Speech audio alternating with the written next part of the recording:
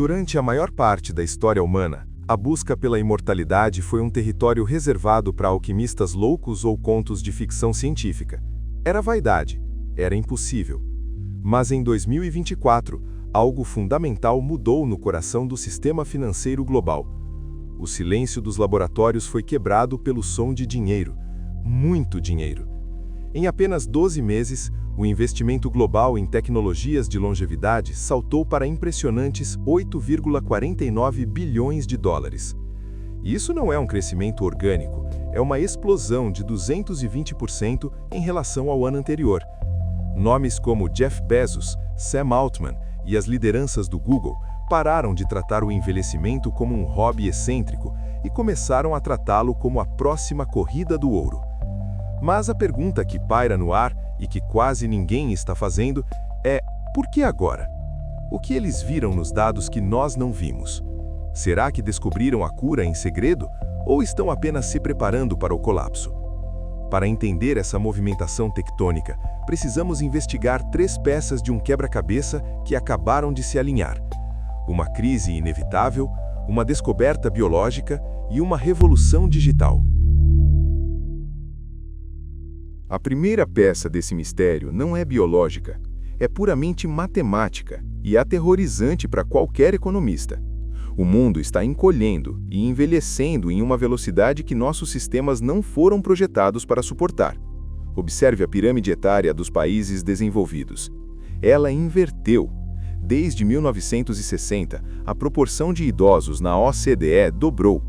Nos Estados Unidos, as projeções do Census Bureau indicam que a população acima de 85 anos vai triplicar nas próximas décadas. E aqui entra a frieza dos números. Um corpo envelhecido é um passivo financeiro gigantesco. Dados mostram que uma pessoa acima de 65 anos custa ao sistema de saúde 2,5 vezes mais do que um jovem. As projeções indicam que os gastos com saúde vão devorar 20% do PIB americano em breve. O sistema atual, focado em remediar doenças crônicas terminais, está matematicamente condenado à falência. Os investidores não estão apenas buscando a vida eterna. Eles estão tentando evitar o colapso econômico global. Eles perceberam que consertar o envelhecimento é a única saída contábil viável para salvar o capitalismo do século XXI. É mais barato rejuvenescer do que tratar. Mas a economia sozinha não justifica o timing. Eles precisavam de uma ferramenta, uma arma. E ela surgiu com a identificação do que os cientistas chamam de Hallmarks of Aging, as marcas do envelhecimento. Esqueça a ideia de desgaste natural. Pense em erro de código. A descoberta mais crítica aconteceu em torno das chamadas células zumbis. São células que pararam de se dividir, mas se recusam a morrer. Elas permanecem no tecido, secretando toxinas inflamatórias que envelhecem tudo ao redor, como uma fruta podre num cesto. A virada de chave, o momento eureka que abriu as comportas do investimento, foi um estudo recente publicado na Nature Aging. Cientistas conseguiram limpar essas células zumbis em ratos. O resultado não foi apenas menos doenças, foi rejuvenescimento. Os ratos viveram 27% a mais e recuperaram funções motoras e cognitivas. Pela primeira vez, a ciência provou que o envelhecimento é maleável, um processo biológico que pode ser pausado e até revertido. Isso transformou a longevidade de ficção científica em um problema de engenharia solucionável. Ainda assim, descobrir drogas na biologia tradicional leva décadas. É aqui que entra a terceira peça, o acelerador, inteligência artificial. Em 2024, vimos a fusão total entre silício e carbono.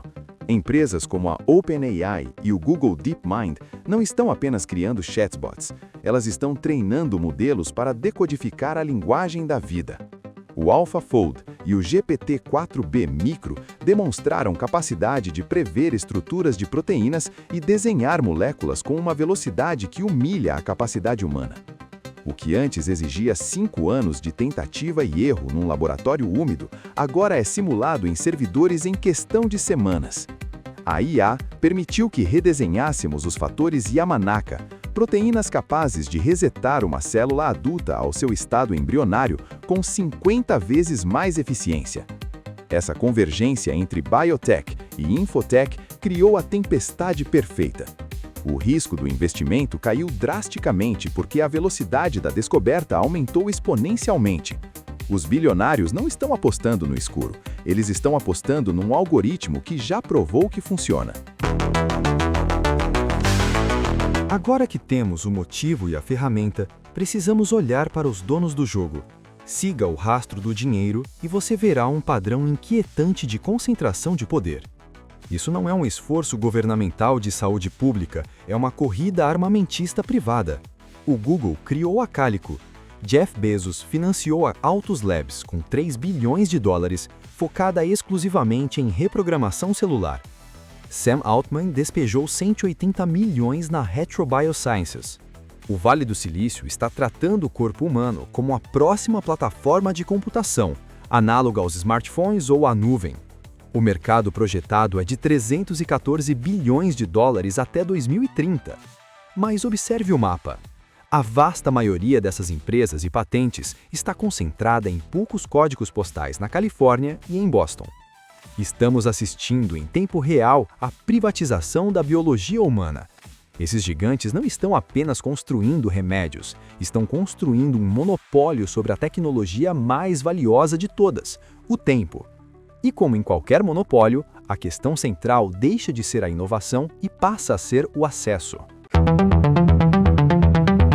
Aqui entramos na parte mais sombria da equação. Se a tecnologia existe e é privada, quem vai usá-la? Hoje, o cenário já é um espelho da desigualdade global. Clínicas de longevidade em locais como Suíça, Dubai e Miami já cobram até $50 mil apenas por diagnósticos de idade biológica. As projeções para terapias genéticas de rejuvenescimento variam entre 200 mil a $1 milhão por tratamento. Isso cria um risco civilizacional sem precedentes: a criação de castas biológicas. Estudos mostram que a diferença de expectativa de vida entre ricos e pobres nos Estados Unidos já é de 15 anos. Com essas tecnologias, não estamos falando de viver mais 5 anos, mas de saltos de 30, 40 anos ou mais. Podemos estar caminhando para um mundo onde a elite não é apenas mais rica, mas biologicamente superior, imune às doenças que dizimam a classe trabalhadora. Enquanto o sistema público luta para fornecer insulina e antibióticos, o capital privado constrói a Arca de Noé da longevidade. A pergunta é: quem terá o ticket para entrar? Porém, antes de imaginarmos distopias ou utopias, precisamos de um choque de realidade. Apesar dos bilhões e das promessas, existe uma barreira que o dinheiro ainda não conseguiu derrubar totalmente. A biologia humana é infinitamente mais complexa que a de um roedor. A história da medicina é um cemitério de drogas que funcionaram perfeitamente em ratos e falharam miseravelmente em humanos. Senolíticos e reprogramação celular ainda estão em fases iniciais de testes clínicos, fase 1 e 2. Além disso, existe o obstáculo regulatório. Para a FDA e a maioria das agências de saúde, envelhecer não é uma doença catalogada. Você não pode aprovar um remédio para a velhice. Os cientistas precisam mascarar essas terapias como tratamentos para doenças específicas, o que atrasa e complica o processo. Estamos vivendo uma aposta de alto risco. Se esses testes falharem nos próximos 3 a 5 anos, essa bolha de investimento pode estourar, levando consigo as promessas de imortalidade.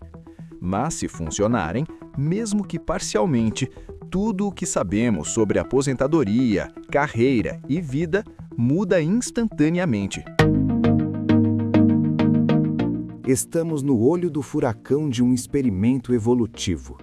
A convergência da crise demográfica, biotecnologia avançada e inteligência artificial criou um momento único na história da nossa espécie.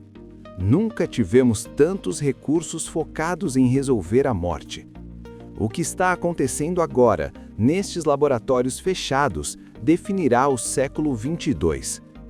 Talvez a imortalidade não seja sobre viver para sempre, mas sobre escolher como vivemos o tempo que temos. Mas a lição que fica dessa corrida do ouro é clara. A tecnologia não tem moral. Ela apenas amplifica o que já somos. Se não discutirmos ética, acesso e distribuição agora, a maior conquista da humanidade pode se tornar seu maior divisor. A porta para o futuro está se abrindo. Resta saber se ela estará aberta para todos nós.